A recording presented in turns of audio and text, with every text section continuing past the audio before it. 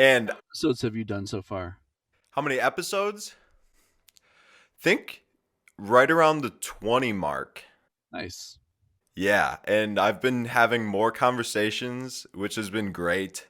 And I think just speaks more to it plays better with my personality than just trying to talk to myself, which is kind of tough if you're trying to like manufacture this setting just to talk to yourself. I don't know. I know yeah, as you know, my podcast is all me. Yeah, and a lot of times driving. I remember when I first started listening to your podcast, it was like driving to gigs and stuff in the city. Yeah, it's probably why I don't have my podcast coming out as often is because I'm not doing anything right now. I'm just home in my studio all day. Dude, I totally get it. But you're always you say that, but I feel like you're always doing plenty of stuff. Like you just moved into a new place, you're getting a new studio set up, you're working on new drum mantra material, I feel like. You're always doing new lessons for the community and stuff, but you're even and I guess we can go ahead and just get into it if you're cool with that. Yeah. But you say that, but aren't you like writing a new book or a new lesson series or something? Uh, I I wrote a book in January. Yeah, yeah, exactly. So, It's hardly a book. It's funny because it's just a journal. It's just 100-day journal that right. now what I did do is the journal has a quote, a different quote, and I didn't want it to be quotes from musicians. So it's like quotes from writers and artists and architects and thinkers. So I had to find a quote that I liked for 100 days. So that took some time. Yeah. They designed an area where you write whatever you're working on, the tempo, the duration, but your typical practice stuff. And then there's two lines of music that you can create a groove or whatever every day. And then there's a big area to actually be creative, like write words or come up with lyrics or rhythm ideas. And the thing that I did do is I created a 1 to 4 measure long exercise every single day for 100 days. Yeah. So that's That took a little time, but I wrote that book in just like a weekend. that's that's awesome, man. But it But was you like eight yeah, hours a day I was gonna say your weekends are just like full nonstop. from awake to asleep. Yeah. Yeah. So that book, that's a crazy because that book was just sort of a whim, just kind of a fun idea, and it debuted at number 1 on Amazon.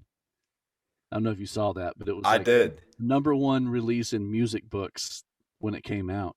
Of course, that lasted about 12 hours.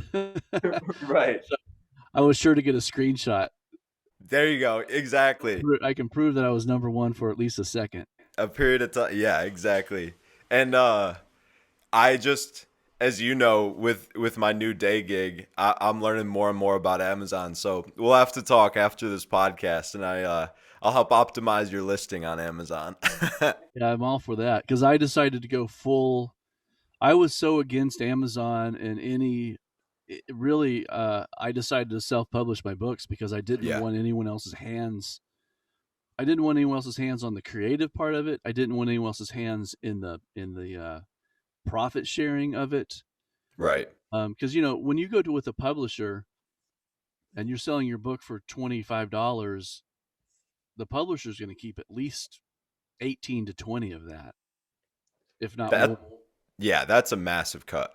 So I always kind of looked at going with a publisher as like using a credit card to buy something. It's like you can get it immediately, but then you have to pay your interest. You have to pay your dues. Yeah. Now, one thing a publisher does have, at least they used to have, but not as much anymore, is the reach. Because they would make Right. catalogs of their books and they would mail them to band directors and music stores and stuff. But now everyone has the same power with social media. I mean, I can advertise my book, and I would advertise my book more than any publisher would. Yeah. Exactly. Because it's yours, and you're like you want to see it succeed more than anyone else. Yeah, and but what I did decide to do is the first, I don't know, 1,200 books I had printed physically myself.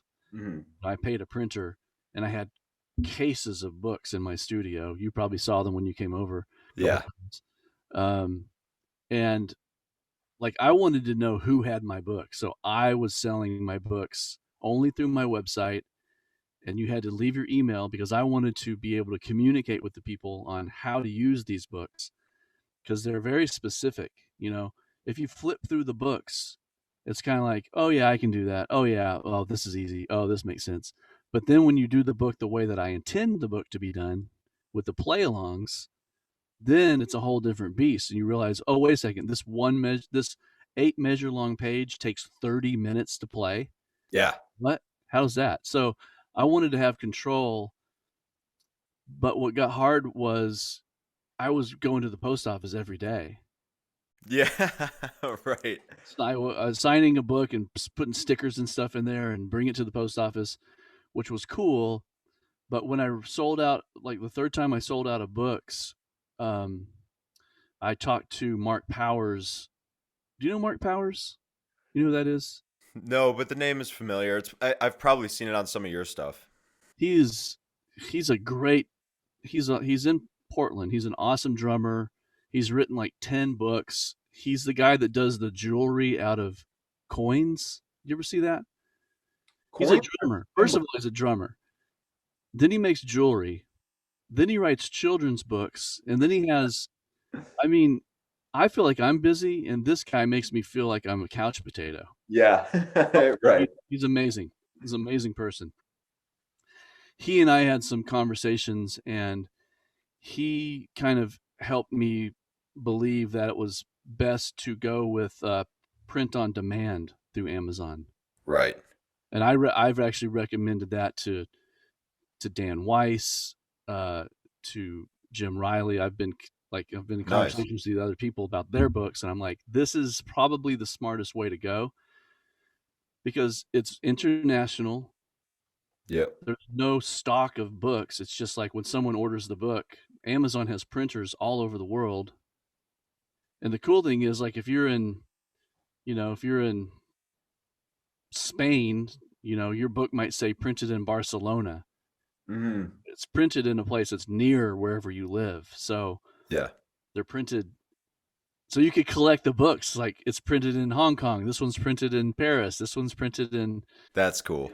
in my case, anything that I order for myself, it's printed in Moni, Moni. Moni, Illinois. Oh, I didn't even dude, I'm in Libertyville and I didn't even know Moni was Maybe it's Moline. Moline, yes. Moline. That's hilarious. I have a friend whose nickname is Moly and we would call him Moline. Moline is But where yeah. John Deere is. John Deere, That's where the John Deere headquarters is. a little bit of Illinois history, some fun facts. Awesome, man. Well, I don't want to go too much into like starting from the beginning with like how you grew up and like where you went to school and all that stuff. You can find that all on other podcasts. I kind of wanted to get into some different territory with you because I feel like we have a unique relationship in a few different aspects. Sort of, I I view you as a role model and as a mentor, but also as a friend and someone I can ask for advice or help. But then, and we've also worked together in a little bit of a professional manner with just having some marketing stuff go back and forth. So I want to touch on a few different things, but going off of you just writing a book in a weekend, I want to talk about your, it's cliche to call it a New Year's resolution, but one of your focuses for the new year is committing to and doing what pops into your head, sort of. Not everything that just pops into your head, but a lot of times the idea can be the easiest part. Just having the idea isn't enough. It takes what someone had a great quote that says a great idea is 99% or 1% inspiration and 99% perspiration. Like you have to sweat and work hard to bring it to life. Yeah. And I probably messed up the percentages, but can you talk about like your sort of shift into really following through with some of the ideas you have? Yeah.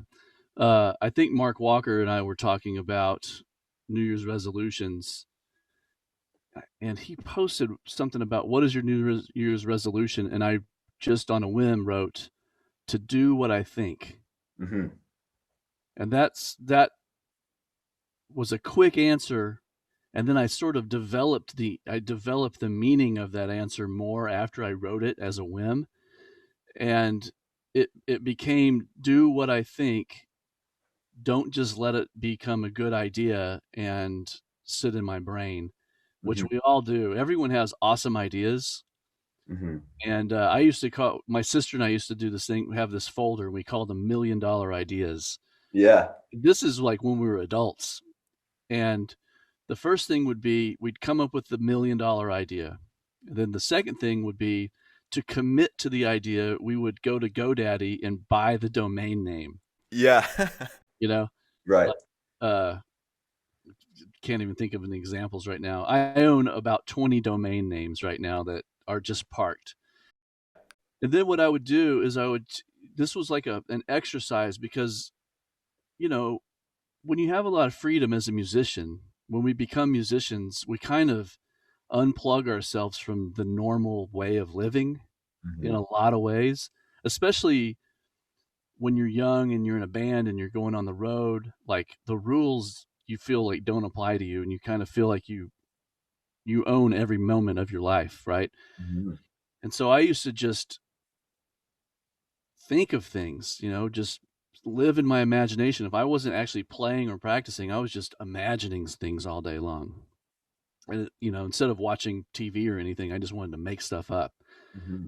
Um, and I always kind of thought, man, I'm a real creative dude. I've got such cool ideas. And then I started realizing how many of these ideas have I brought all the way from an idea into real life. Hmm. And then the realization of, oh, the ideas are the easy part. And I used to think that was the hard part. I thought I was gifted because I had cool ideas. Right. So I started this process, and it just happened to be in the time period of when it was, easy to look up domain names. But I would come up with the idea, commit to buying a domain. So I put a little money in there, a little skin in the game, and then I would Yep. start to flesh out the idea. Like I'd just start with a notebook and write all the things that I could think of that idea and start to build it into something that felt more and more real. I just had this conversation with someone the other day. It's so interesting. All the while that I'm trying to build on the idea, I'm also trying to break the idea down and try to attack it and try to find all the fallacies or faults in the idea. And sometimes that can take a year. Yeah. I could work on something really hard and really map stuff out because for me, I don't want an idea to come out into the world until I know that it's pristine. Like I know that there's no loophole, there's nothing someone go, yeah, but this part kind of messes the whole theory up. Because my ideas are kind of like, okay, I have a philosophy of something. Now I'm going to try to bring it into reality. So I'm trying to attack my idea the whole time. I'm also trying to invent the idea or try to expand on it. And if I can find a problem with it eventually, then I'll just stop. I won't move any further. And some of those ideas literally I put hundreds of hours into. Wow. Yeah, like a children's television show called The Sparkle Monkeys. I created the characters, wrote a pilot episode for it, wrote songs for it. I mean, I did so much stuff, and then I just started. I finally started finding these little things. It's like because, and the reason that I want to attack my ideas is because if you don't absolutely love the idea that you're working on, then it won't ever make it to the light of day because you have to love something so much that you don't notice how much energy it takes to do. Hmm. Sustains you through the tough the tough times and the down times. Right. You have to do it tirelessly, Mhm. and you do it without noticing that the day just passed. You wake up, you work, it's all of a sudden nighttime. You're like, oh my gosh, I've been working on this all day, and I don't even feel like I've scratched the surface. Then you know it's a good idea. You keep working on it. Yeah. The only idea that I've truly brought into fruition that I really believe is DrumMantra. Like that's a solid idea that has a philosophy behind it. It has, everything about it I feel very good about. So it its life kind of gives me energy to keep going.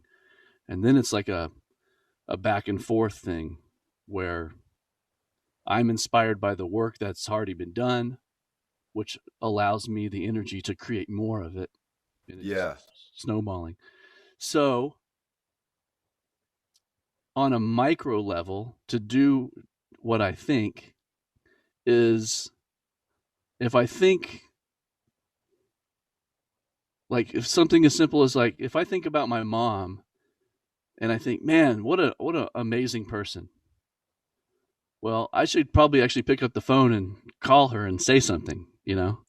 Yes. So don't just keep it in my own head. Like put it into action. Something as small as that to something as large as, man, I have this idea for a composition. It sure would be cool to do this, this, and this, and then move on to the next thing. Like actually sit down and start it. Hmm. You know, I used Yeah. to when I was first starting to play in a band with Paul Mutzabaugh, I would say, man, we need to have a song that does this and this and this because he's such a great composer. And he would always say, great, I look forward to hearing it. Yeah. Yeah. Right. Get on that. And I'm like, oh man. Because I was used to always have, the drummer always has the good ideas. We're like, hey, let's do this in this section. Let's do this. We kind of like to arrange the songs. Dude, yes. Yeah. Guitar player comes up with the chord progression or whatever. But Right. I mean, you're a drummer, so we all do that.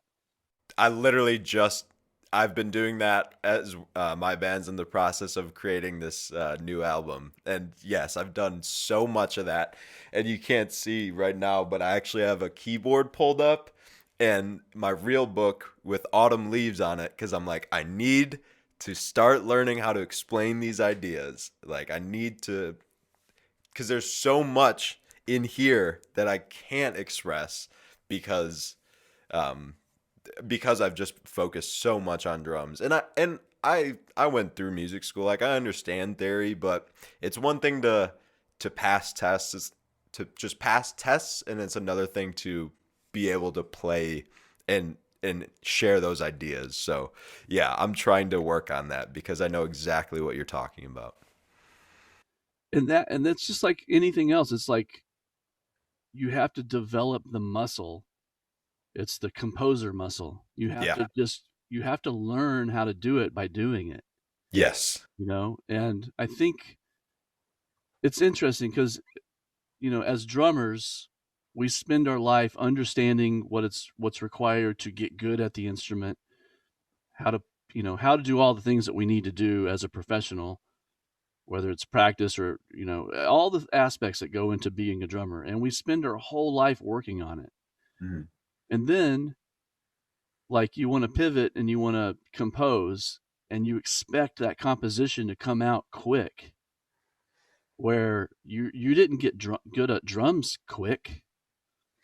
you No. know you spent a lot of hours at it. A lot. Yeah. You love it. And people who compose music spend a lot of hours at it because they love it. Yes. The same is true with, like, starting a business. If you think you're going to just start a business real fast, it's not going to happen. It takes time, and you have to treat it like you're watering a plant. It's like life has to move at the pace that life moves at, and you have to be engaged in that pace. And it's not like you don't become impatient. You can't force a plant to grow faster than it's going to grow. That's well said, man. But you also have to be, but the thing about learning a new skill is you have to be with that plant at all moments, basically. Yeah.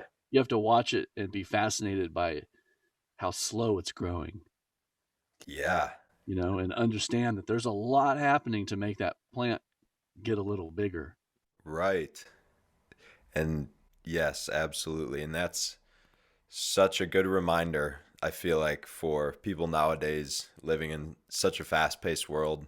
And um, that's something that's often overlooked or forgotten um, when everything is so Amazon same day shipping accessible to us in that sort of world and the instant gratification. But that's a beautiful point and very well said. Yeah, and you can't trust humanity to guide you because we've created, our culture has created things like, um, oh, I can't even think of the name of like the talent shows that are on television. Yo, yeah, America's Got Talent or American American Idol. Idol, yeah, like that kind of stuff. That's all about like being famous. That's all about skipping all the steps of like being in a band and going through the scene and doing all that. It's like I'm going to audition to be on a show to let a panel of people decide whether or not I'm good enough to be something that I love doing. Hmm. Like, what? Yeah. Why are you doing this? Why are you? I mean, yeah, of course you want to. You can't sustain doing what you do unless you have some success at it. You know, if you want to be a professional musician, you have to do the things that. If you want to be a full-time professional musician, there's some things that you're going to have to do that are just to make money. You know, Yeah. you might not like maybe you play jingle sessions and in the beginning that's fun, but then eventually it's like all I do is play jingle sessions and really what I want to do is this. So it's like we have to appreciate the places that we are supported so we can then nourish the things that we want to do in our creative life. It's all one thing, really. Like Yeah. it's all music, it's all life. Yeah. But the idea of trying to quickly get the approval of a panel of people to determine whether or not you should be a professional performer, that's, I don't know. I think that's kind of bad. Yeah. Yeah. On one hand, it brings out of the woodwork people with amazing talent who you might not ever have heard of before. I mean, Sure. would Adam Levine have ever been? Not Adam Levine. What's this guy? Adam Lambert. Would Adam Lambert have ever been recognized to the level he was if had it not been for American Idol? Would he have become the singer for Queen? Yeah. Right.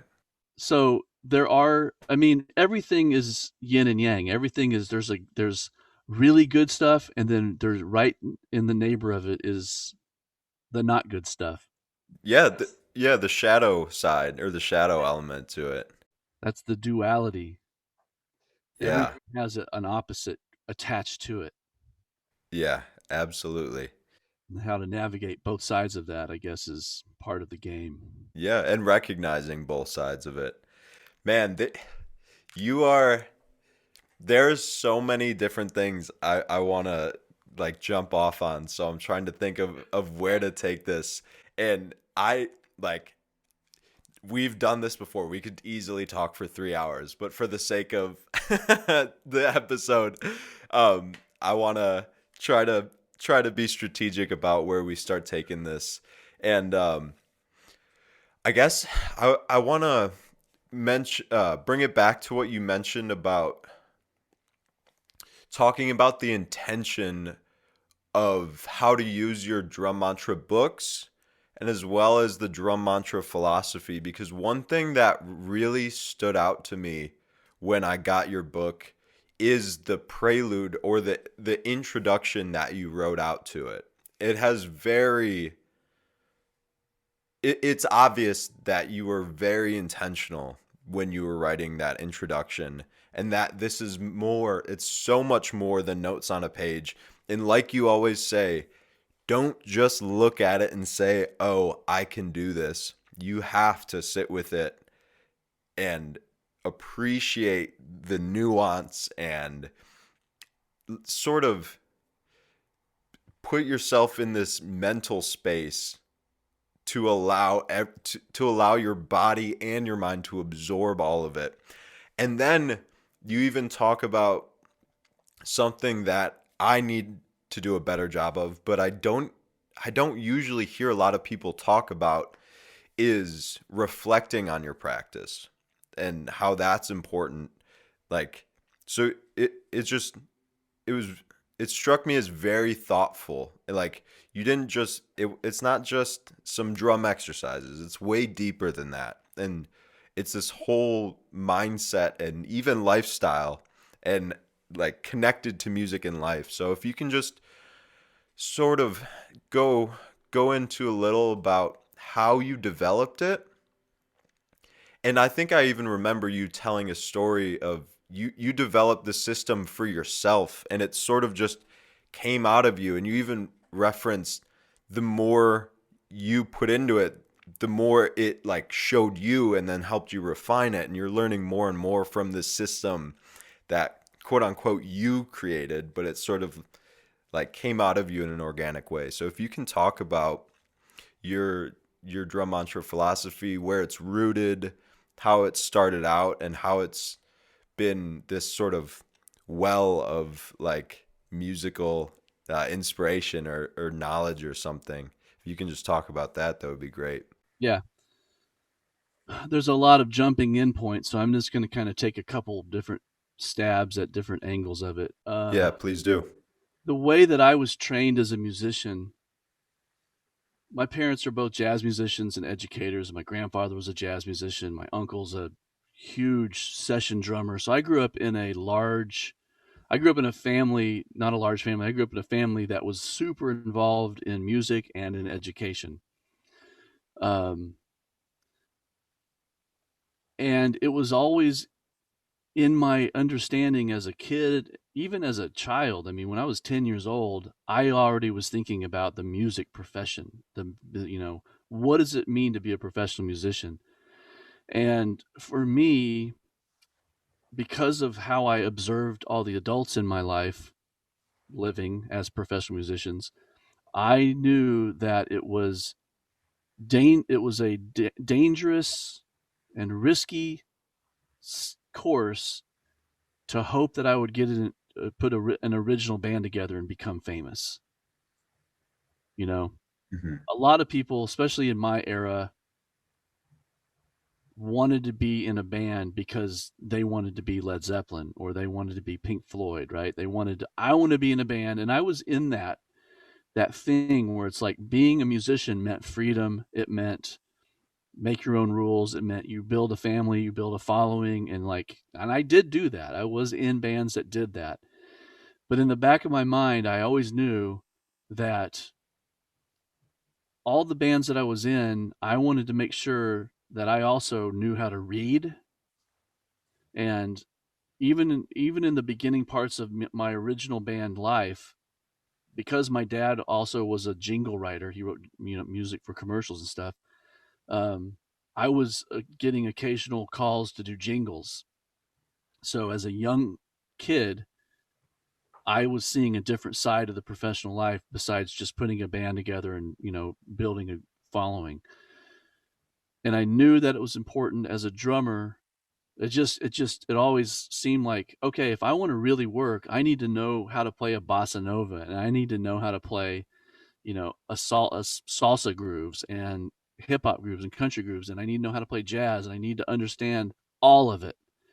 And I think drummers, more than any other instrumentalist, kind of have that in their brain because it's all music is really based on beats. The difference between a hip hop song and a country song is the beat and the lyrics. Yeah. Yeah. But the beat, the evolution of how the drums were is what, and the complexity of the chord progressions is what brought us from early ragtime into, big band and into bebop and into fusion. I mean, all the evolutions of jazz music was based on how the rhythm kind of evolved and grew. So I always thought that it was important to be able to play a bunch of different styles of music.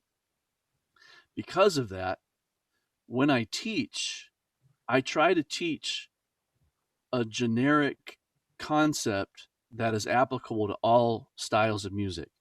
Hmm. So I wanted the drum mantra exercises to be genreless.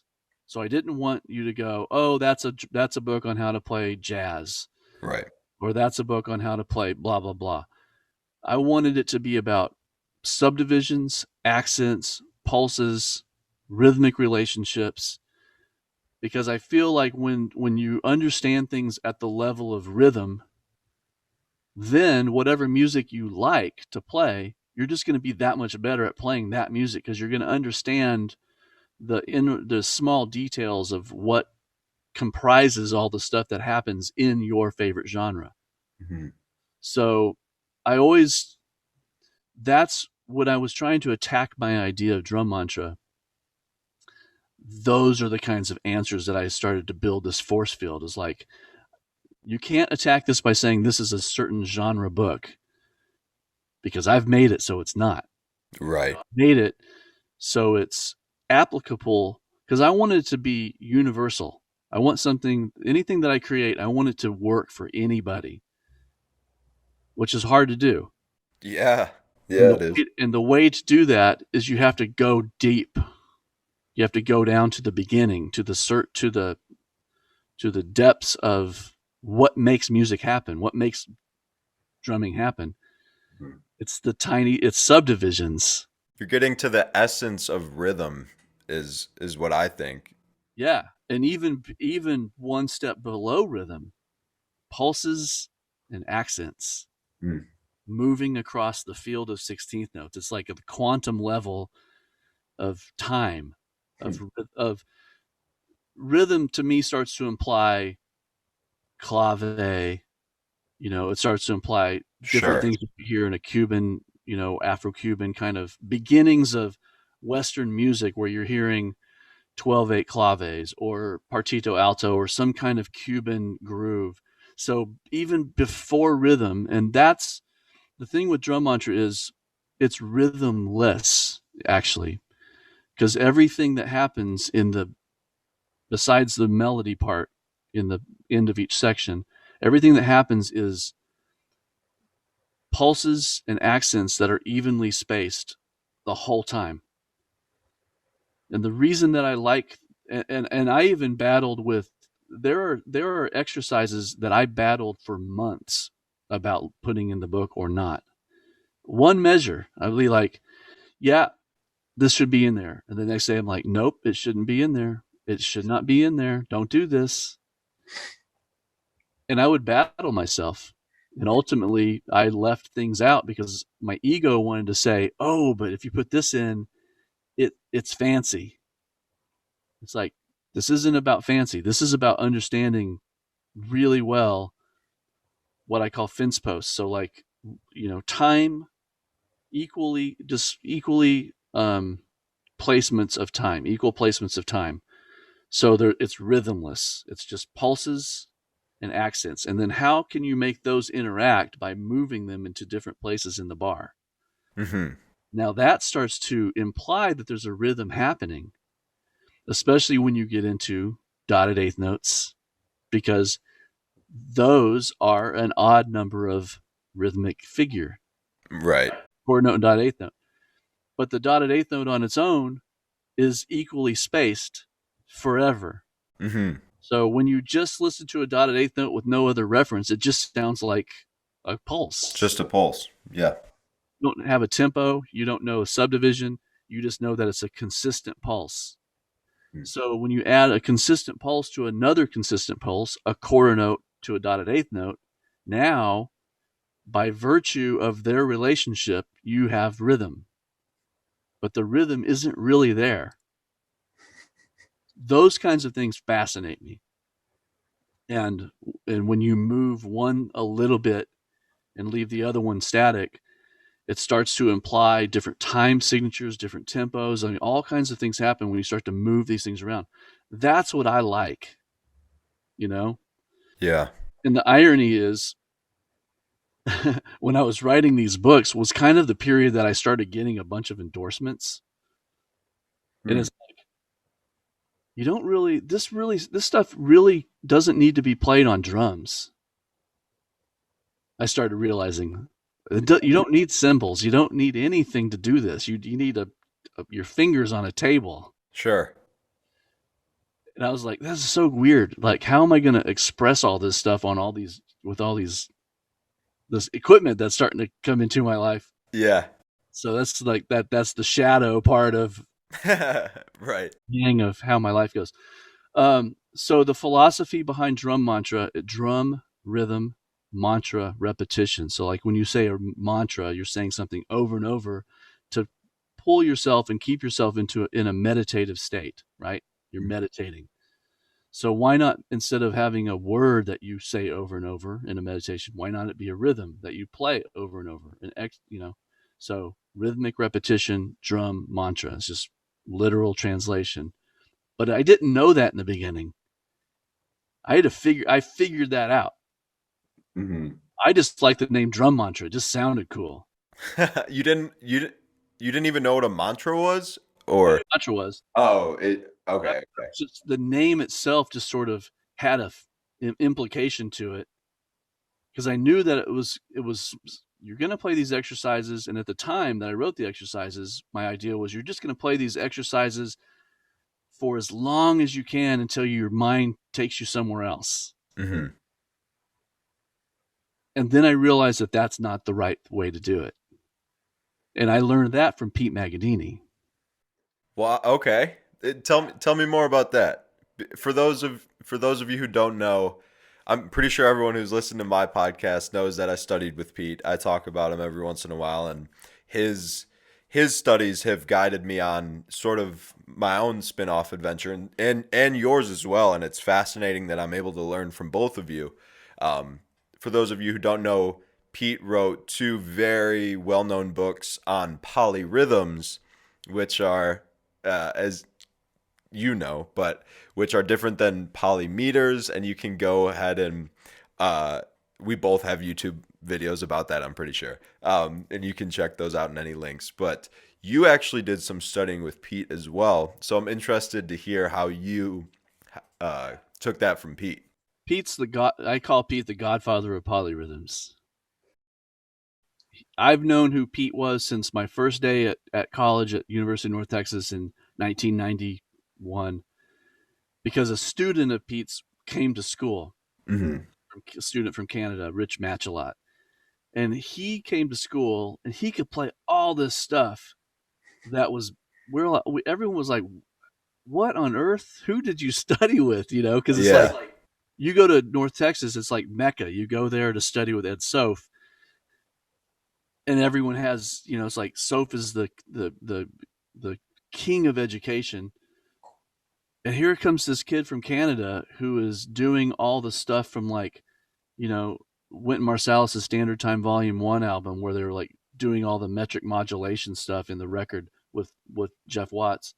Hmm. He was doing all this. Like, who did you study with? He says, Pete Magadini. And so I've known that name my whole life. About 5 years ago, Pete moved to Chicago. Hmm. And I've never met Pete, but all of a sudden he shows up on Facebook because he tags Vic's Drum Shop or something. And I see him. I'm like, oh my gosh, Pete Magadini. And he says, enjoying my new city. And it was a picture of Vic's Drum Shop. And I'm like, I wrote him right away. You live in Chicago? I've known who you are my whole life. I have to take a lesson from you. And so at the exact time that I was ready to the exact time that happened, I had written the first version of my book, which was missing a section. I printed the book, like 400 copies or something. I printed the book. I went to take my lesson with Pete, and we worked on the 6/4 with the ride pattern and all the permutations in the left hand. Hmm. And I went home and I And the thing that I realized with the way that you're supposed to practice those exercises or perform those exercises is, instead of practicing it like practice measure 1 until you have it solid and then practice measure 2, I think it was a 6 measure long thing. He wrote it so you play measure 1 twice, measure 2 twice, measure 3, so you move through it. You Hmm. don't sit on it until you have it and then move on and sit on it. And I was like, wow, this is such an organic approach. It's such a musical approach because you have to keep moving through the exercises. You don't, it's like you're playing a song, you're playing a melody now because Hmm. the exercise is changing every 2 bars. Hmm. And at that moment, I realized that playing the drum mantra exercise is just open ended until you had some kind of out of body experience. That's not how you meditate. When you meditate, you stay very focused. You don't think. Your thoughts come and go, but you try to stay very focused on being present. Hmm. Focus on your breath. That's what the mantra's for. Prayer beads, the Buddhists have prayer beads, the Catholics have prayer beads. There's very common. Yeah. It's a way to keep yourself awake and keep yourself from zoning out. So you have to do the action of the prayer bead, or you have to do the action of the mantra. Some connection with the present, right? Yes, some activity. Hmm. Well, I had not incorporated that discipline into the drum mantra. I was trying to seek this. Eventually, you're going to, at some point, you might have this experience. Yeah. That's not what it's about. You're Right. not going to get to different levels of consciousness if you're trying to do it through meditation while you're also watching TV. Like, you're not meditating. And so Pete's thing made me think, and my interpretation, he never told me you need to play these 2 measures each. I just had this kind of epiphany when I saw it that way. I'm like, oh, there needs to be a structure to drum mantra exercises. And that's where the 8-4-2-1-1 thing came into play. So Hmm. you have a page with 8 measures on it. You play each measure 8 times in a row. Then you go back to the top, you play each measure 4 times, and each measure twice, and each measure once. And so it changes the way that you have to work through the exercise. And that's how a 1-page exercise can take 7 minutes. Right. It's like, oh, this is just 8 measures. It's nothing. There's a process. That came from Pete. Now, the funny story of, and also I realized there needs to be some kind of melodic content in this book. So I pulled all the books that I had, spent $1,000 printing, probably more than that, and I added the rhythmic melody section to the back of each chapter. And that's like the feature of the book. Yep. That, and I would not have had that had I not taken 2 lessons from Pete Magadini. Lesson 1, 6 measures of music. I spent 25 hours on it before I Yep. went back to my second lesson. I went back to the second lesson and we did the lesson. And at the end of the lesson, I paid him for the lesson and I paid him for a third lesson. And I said, I'm done. I said that third lesson is sometime in the future, but I've got to be spending 25 hours a week on my stuff because I'm trying to get these books out. Yeah. And I really, it was a very important 2 hours of work that I did with Pete that launched me into understanding my own thing better. That's awesome. And yeah, I'll be sending this to Pete for sure, and I'm sure he'll appreciate it. So, Pete, thank you for what you've Well, done. I've told this story to him before. Yeah. I even told the story when he came to my clinic that one time at Fix. Right. Yeah. Yeah. Yeah, that's awesome. I love Pete. I mean, he's a national treasure because just being from Canada, he's a North American treasure. Yeah. Yeah. And he's full of wisdom and experience. And man, I miss our lessons so much. The, he just had, he invests so much into his students that invest in him. And yeah, he just took my playing to a whole nother place. So thank you, Pete. He's the real deal. He's super heavy, super deep, has so much experience. I mean, yeah, Yeah. we could do a whole podcast just talking about how cool Pete is. We need to get him. Us three should get together sometime when it's safe to meet up with Yeah, Pete and have a conversation or a hang or a. yeah. I would love to even just be a fly on your wall for your third lesson. That would be fun. I want to talk about going more into being present and how the drum mantra system sort of facilitates that. And I actually want to read a section from a book that I sent you, the uh, art, the art of practice, The Art of Learning, art of learning. because I had met you and started studying out of your materials before I read this book. And I know you hadn't read this book before I sent it to you. But as I was reading it, there were just so many common themes coming up. And this book was written by Josh Waitzkin, who was a chess prodigy. The documentary or movie Searching for Bobby Fischer, I believe, was based after him. He's also a several-time world champion martial artist. He coaches high-level investors. Like, this man is I know the word genius is often overused, but I would consider him on that level. Yeah, And so he wrote a book called The Art of Learning. And I sent it to you a while ago because, like I said, I was just the parallels that I was finding between what you were saying in this book were just blowing my mind. So I wanted to read a little quote from it, or I should say a section of it, because it's two paragraphs, and just get your thoughts on how it relates to what we do as musicians in practice. So this is for anyone who wants to get the book. I'll put a link in the show notes, but this is page 172. In every discipline, the ability to be clear-headed, present, cool under fire is much of what separates the best from the mediocre. If one player is serenely present while the other is being ripped apart by internal issues, the outcome is already clear. The prey is no longer objective, makes compounding mistakes, and the predator moves in for the kill. So this is more in a competition context, but let me continue and it'll make more sense.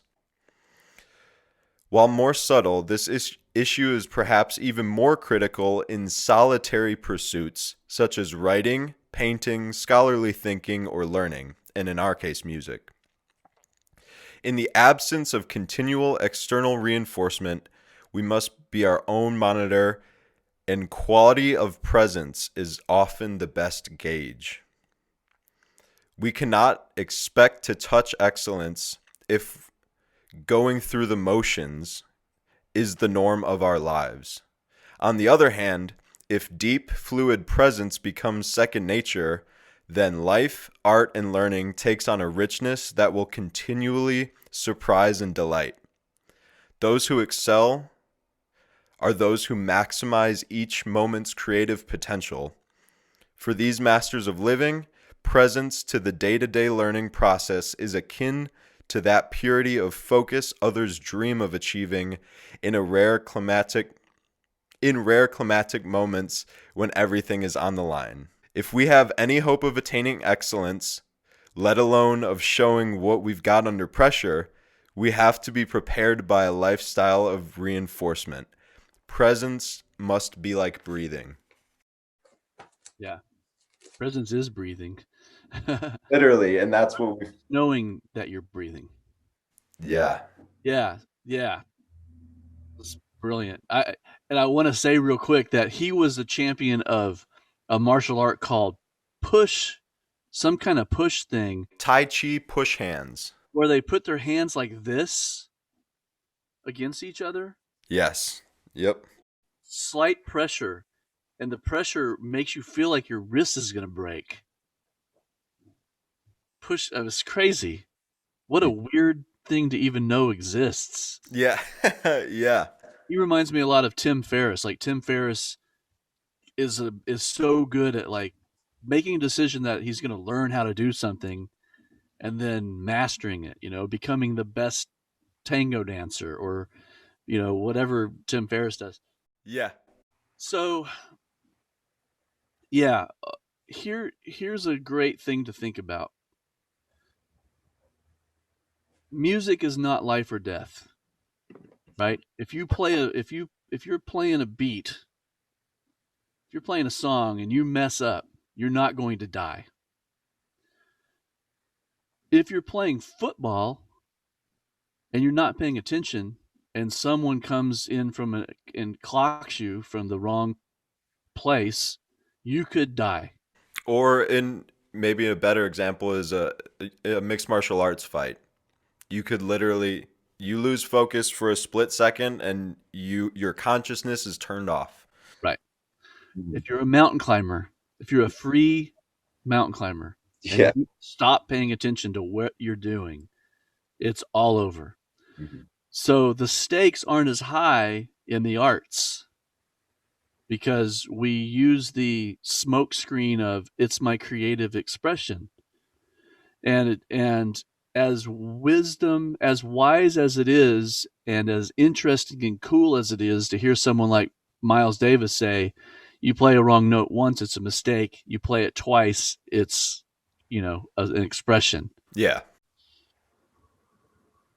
Or hearing a lot of jazz musicians say there are no wrong notes when you play with intention. Well, sometimes we as artists look for the easy way out. We look for ways to justify a mistake. And I think that I always say the thing that separates the amateur musician from the professional musician is the ability to concentrate. That's been kind of something that I've said for a while.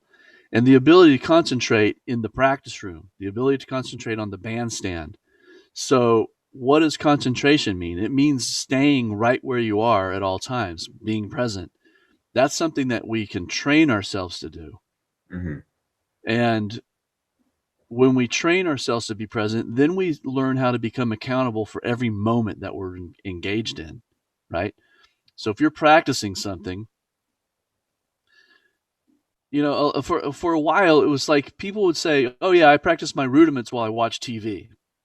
And you think about, well, you are moving your hands and you are playing a paradiddle over and over again, but you're watching TV. So how connected are you to that activity? Yes, your body is developing muscle memory, but are you really connecting as purely and as intimately as you could be?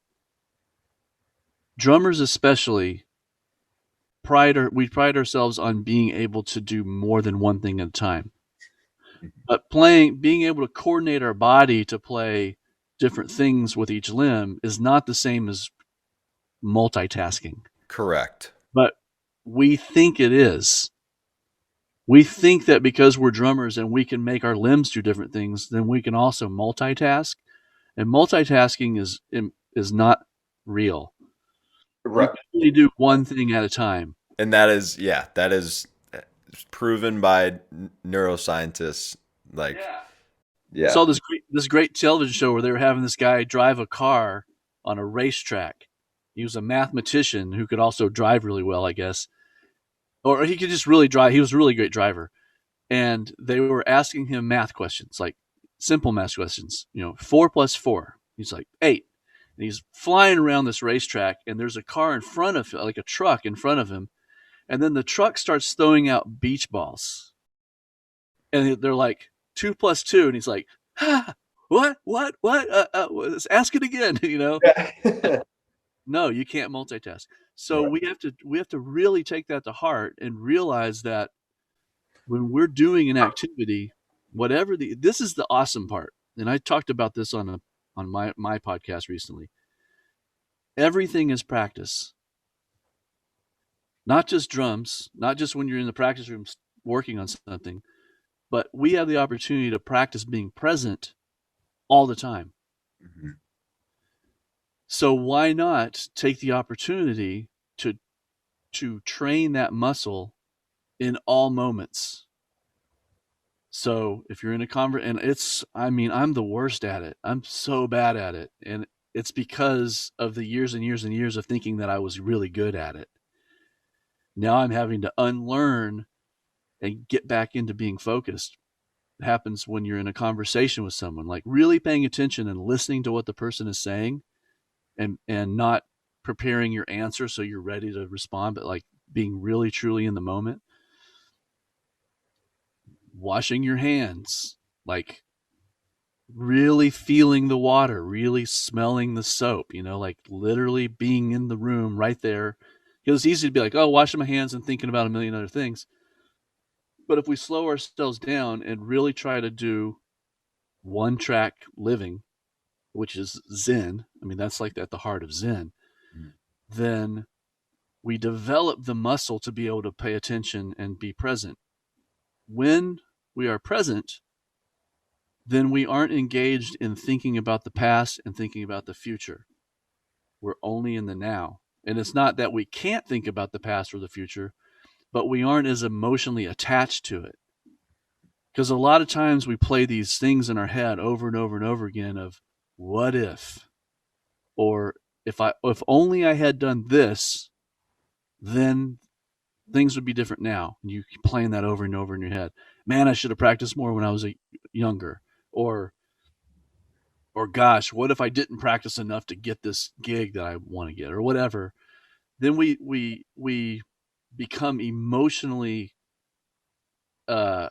we become emotional hostages to our mind, and that's what creates stress and tension. Mm-hmm. Stress and tension comes from not being present, right? Because when you're present and you're here, there's no problem. No. Yeah. I mean, if I'm in my house right now and it's on fire, yeah, that's a problem, and I know what to do. I'm gonna leave the house. But if I'm sitting in the house and I'm imagining a fire at any moment, I'm wrapped up in a false reality. Mm-hmm. And when you're thinking, so the more we can get our ability to pay attention to the now instead of thinking about the past or the future, the less stressed we are. And when we're less stressed, we're more open to creativity to be able to come up into our awareness. Because it's like infinite creativity is right underneath the surface of all the noise. The noise is the creative stuff. Everything that you see, hear, touch, all that's the stuff that has been created. Mm-hmm. Everything that's not here is the stuff that has yet to be created. That stuff is accessible when we quiet our mind and can become centered and focused and opened. And then whatever you, I, anybody, whatever you resonate, however you resonate, whatever you like in your life, that kind of stuff is going to start coming into your consciousness. Sorry, go ahead. Yeah, Go just ahead. the creativity arises out of silence in your mind is silenced. And then once the creative thing comes into your mind, then you can start messing with it. That's when you get it onto paper. That's when you start writing it out. And you hit a roadblock, what do? Because you're going to hit a roadblock. I have this idea for a song. I had it in a dream last night. You write down the first lyric or whatever, or the first chord. And then you're like, well, what else is there? Well, now it's time to work. Right. Now it's time to actually put in the work. You had the great idea. Now you got to make it a reality. Yeah. How do you make it a reality when you're working and you hit a roadblock? What do? You can't push harder on your pencil to try to make it come out. You have to get back into being present. Mm-hmm. And then the next step kind of starts to show itself. Yeah. Be honest with the idea that has come to you. And so that's kind of I think all that's related to what you read. Just Mhm. the idea of like victory, really, like, it's not a battle with music. The battle is, can we express ourselves the way that we intend? And when we can't, we're losing the battle. And there's a battle with ourselves too when nobody's watching, because no one's gonna tell me after a practice session like, oh, you weren't present enough, or you were very present. Like, you have to know, you're gonna know yourself at the end of the day whether you got the most out of that practice session or if you just wasted your time, because after every exercise you want to see if you had a, like, if your post got more likes on Instagram, or like responding to texts, and or if your mind was somewhere else. So that, yeah, that battle is with you when no one's watching. It's not the fact that, like, art itself is a battle, but if you want to have that deep connection with art and music, it's, there is a certain amount of intense discipline, and sometimes it might help to imagine as if there were higher stakes, not like you're going to die if you don't focus during this practice session, but sometimes I remember you saying in, I one of, it might be in the 30-30 course, in a description, if you think this is easy, pretend as if you're in a session and you have to get it right this time. Pretend like this is going to be on a record or whatever you were saying. So there is the battle with yourself that's That's important. important too. Yeah, we can play games with ourselves, and that's sort of a trigger to just say, stay focused. Yes. If you were in a session, you would have to be able to do this perfectly. Right. So why not do it now? Yeah. Yeah, and remove the nerves from all that. And that even, I love being reminded of how important space is for allowing ideas to flow. And space is created by being present and not having all these like distractions, like, sort of tug at your attention. And speaking of the late great Chick Corea, one of his, like, it was like advice he's was giving for any musician was to intentionally create space to allow the music to breathe. And I think just that metaphor is just so organic, and ties us into life, and ties us into this whole thing that we're trying to achieve. And even going back to what you said at the beginning, you were having all these ideas because you weren't watching TV. There wasn't social media at your fingertips. So every time you got a little bit bored, you could cure it by picking up your phone and opening an app. And I think that's so important. And I even, as a reminder to myself, I think some of my best ideas come when I intentionally create space and allow myself to get bored for a little bit. But then it's sort of like you're clearing your antenna, your connection to that creative flow and that life force that allows these ideas to manifest in your mind. And then if you focus and then you start putting in that work, then you can bring them into reality. Yeah. Another really important thing to aspire to be is the knowing, the belief that every moment that you're in is the moment that you're in. So when you're practicing, that's what you're doing. You're not practicing for something per se. The practice is being present in the practice. Mhm. And it almost doesn't matter what you're practicing, it matters how you're practicing, right? I mean, because really what you're doing is you're training yourself to be more present if you're doing it right. And then when you're on the bandstand, you're not trying to throw out chops that you know. You're playing from a space of who you are. Mhm. That's why music is infinite, because each of us has been raised differently. We've eaten different foods. We listen to different music. We're built differently.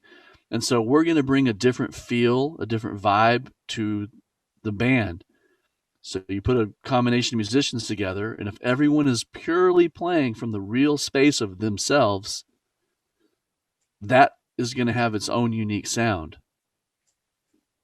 Mhm. Now, if you go in and you're playing contrived, if you're like, oh, I have all these cool licks and these understandings, and I'm going to make that happen, Mhm. the music's going to sound like that. It's going to sound. Sometimes you put like a super band together, like sometimes these LA guys would be like, I'm going to have Vinny on drums and Abe Laboriel on bass, and I'm going to put together this super group around me, and it doesn't sound good because no one is playing music. They were hired to be like them, and you can feel it. You can feel like there's no connection. Like if you listen to the Miles Quintet, any of those records, it's like one unit. Mhm. You hear a great band, it sounds like just one entity kind of doing something. Yeah. Pink Floyd, or even early bebop stuff. It sounds like one unit of music because everyone's playing in the moment. Mhm. Yeah. I had this thing that I was trying to remember to say, and funny that I forgot, but it's like a way to remind yourself if you're being present is to say what you're doing, and then you say because I'm, and then you say what you're doing again. So it's like I'm practicing because I'm practicing. Interesting. I'm washing my hands because I'm washing my hands. It's like that kind of helps ground you in that thing. Mhm. I'm practicing because I want to get a gig. I'm practicing because I want to get better. No, I'm practicing because I'm practicing. And that just kind Yeah. of clears out all the details that aren't real Right. because you don't know what you're practicing for. Mhm. You can imagine or tell yourself, or sorry, I was just gonna say you can imagine or tell yourself a story of what you're practicing for, but you don't know who's gonna offer you like a shot or an audition or Right. Yeah, I call it. I think I equate practicing to tithing. So like, people go to church. They say you're supposed to give 10% of your income. That's a tithing. You're just supposed to trust that this tithing that you do is going that where you are, spiritually fed, and it's going to come back to you in ways that you won't know. That's what practice is. The practice is the tithing to the musician's professional life. You don't know what door is going to open. And if you have a picture of what the door is, it might be a bigger door that's trying to open, but it's in the way because you've got this idea of what you want it to happen. So it's just like you have to be honest and do what you're doing with integrity. Treat everyone really well, be super cool, and just trust that you are going to have the experience that you're supposed to have. And it's going to have everything in it that's required to sustain you because you're giving honest and integral stuff out to the universe. It's going to give it back to you. Mhm. If you try to be manipulative, you're going to have an experience that is going to manipulate you. You're going to experience a reflection of whoever you are on the inside. yeah. Beautiful, man. Beautiful. And I think that's a great place to call episode 1, let's say. I'll just get warmed up. Me too, man. But I don't want to get too deep and have Zoom tell us that. I know there's a countdown timer that'll eventually start with the free version. But man, I love this, and I can't thank you enough for taking the time out of your busy schedule to just talk with me. And I always love talking. I appreciate it, man. And I would love to do this more often if you're up for it. And I think you just have so much great wisdom to share and a great perspective and an a holistic approach to this whole thing. It's so much bigger than drums, and that's also what I'm trying to get out there is that it's not just drums. It's not even just music, but it's life and how it all relates together. And I think you have a lot of experience, and you've brought a lot of these things into reality. So I look to you for guidance in a lot of those ways. So thank you for all you've done for me personally, and all the drummers you've inspired and helped grow. Well, I learned all my lessons the hard way, so I didn't just arrive to this point in my life without, learning everything the wrong. I do things the wrong way all the time. I used to. I used to want to learn my own lessons. Yeah, and hey, maybe that's the way that'll stick with you the longest. That's the most visceral, but if you can learn from others so you don't gotta feel the pain yourself, maybe it's worth it. Yeah, yeah.